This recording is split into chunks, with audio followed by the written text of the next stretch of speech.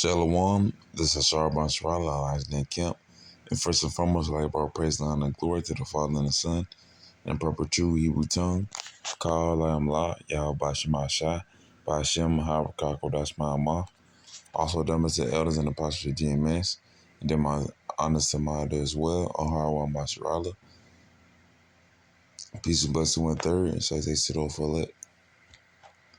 This is going to be a quick little stretch hydration going on. Trusting in the Lord and handle situations. Well, no, I'm gonna say trust in the Lord and being happy that you find the Lord. Honestly, now I can do a whole other lesson on matter widely. But this is Proverbs chapter 16, verse 20.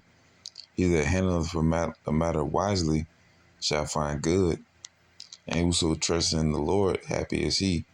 So kind of going on the main point of the smaller precept is trust in the Lord. You'll find happiness, of course. Wisdom increases sorrow. And even defining parables, of course, has a worrisome is worrisome on your mind. But nonetheless, simply trusting in the Lord and having faith, that's a positive thing, because that all comes with being in His truth, and that's a gift within itself.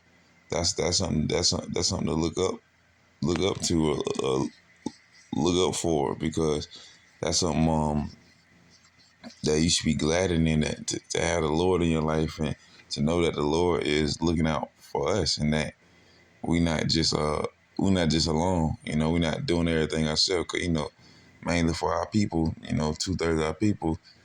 People in general, though. I gotta do everything myself. They believe, getting this money, getting Esau's fiat currency, gathering all that stuff. And simply with that, that's like filling your bag. That's like a bag with holes, man. So I paraphrase them, man. That's filling up your bag with holes. But our people, they complain about not having money, and they blame it on them. They blame it on anyone except from themselves. You gotta announce yourself. You gotta have humility, deny yourself, and blame yourself, and then and cast out this world, and then take up and bear your cross. Bear your cross. That means denounce yourself and denounce this world, and the most denounce yourself, and take in the wisdom and knowledge and the truth of Yahweh by Shema Shai. So, man. But yeah, most of our people, they blame everyone except for themselves, and of course, you can blame the world, but really only to the extent that Esau was given into the hands of it's like the world was given into the hands of the wicked, which is Esau. That's where you can blame it how you live, because being the truth, now we know that. Now we know why some of our fathers weren't there, our mother weren't there, or a lot of our people that died from this thing that's just related to neighborhoods or this economy, or this society. And now we know this thing because of Esau. But of course, the Most High power set up in the first place for Esau that they have their rule right now. But that's what we're looking for now. We're looking for the kingdom, and we have this truth, which is a blessing within itself. To know that these things is not for any reason. It's to give us tribulation, and to give us tribulation and chastisement ultimately. And to wake up out of the chain. Now that we know this, how we living. If you just hear something like we're supposed to be here because the Most High set it up through Esau, the so-called Caucasian race, and you hear that and you just turn back around. You just turn back around. That's foolish. That's something that you shouldn't. That's something you shouldn't do. You hear this and then you're gonna turn right back around so you can continue to dwell in a society you know that you can't win in, that you were made to fail in, and yet you feel like you're still comfortable in this place to even have, you can have children, of course, but have children and get generational wealth and all that other stuff, and that's filling your bag up of holes. You know, you're supposed to be trusting in in the Lord, not trusting in the society. You trusting in banks and the fiat currency. You're doomed.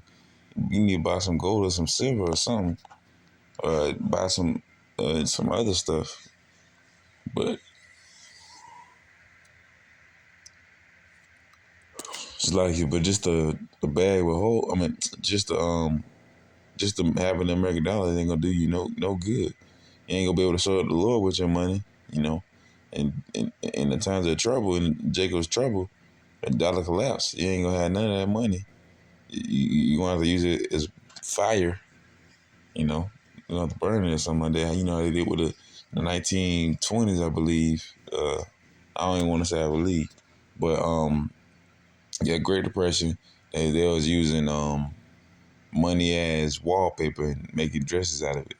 So a lot of people might do that. I don't know. They might just collect a whole bunch of money and put a whole bunch of bands on there and all that stuff. So, but yeah, yeah. I guess I'll stop right there. It's a quick little one thing person. Hold on, I'm gonna get this as well, just because the first scripture I had was going on happening.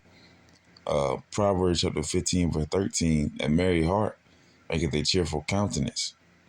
Having a happy heart, having a merry heart, being gleeful, and it make it a cheerful countenance. So your countenance gonna be bright. You gonna have the light on you, being happy that you had the Lord. When you trust in the Lord, you're happy. Happy is he that trusted in the Lord. So come, man, having a merry heart, being and having a cheerful countenance, that they all come with trusting in the Lord. Y'all by some shot. You know, now of course it'll bring you into realization that everything in your life happened for a reason, which is better than thinking that it didn't happen for no reason. Questioning yourself and questioning your, existence and the whole world. Like, why am I? Well, now you know why you here, because the Lord sent you here. Because in the spirit realm, you were a spirit. The Lord said, you can go down there and be a servant for me, and your spirit agreed, and then you got in this flesh, and this happened. So Jeremiah 1:5, slightly paraphrasing, form ye in the belly. He knew your spirit before he formed me in the belly. Slightly paraphrasing, but so kind of that's what the Lord was made for. It was made for.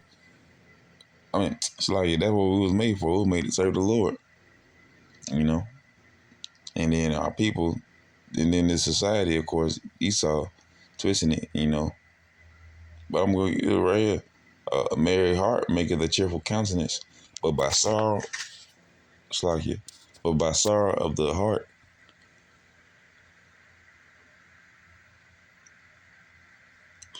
the spirit is broken. One more time. But by sorrow of the heart, the spirit is broken. So kind of, yeah, our heart, ultimately, our flesh, man. Well, I'll say, our mind. These our human minds, of course. A spirit, and our flesh war against each other. Because our minds can perceive different, perceive the world different now. Once you in the truth, once you know, yeah, but some outside, you start to see certain things in this place. Especially America. So it's filled with confusion, and it's very wicked.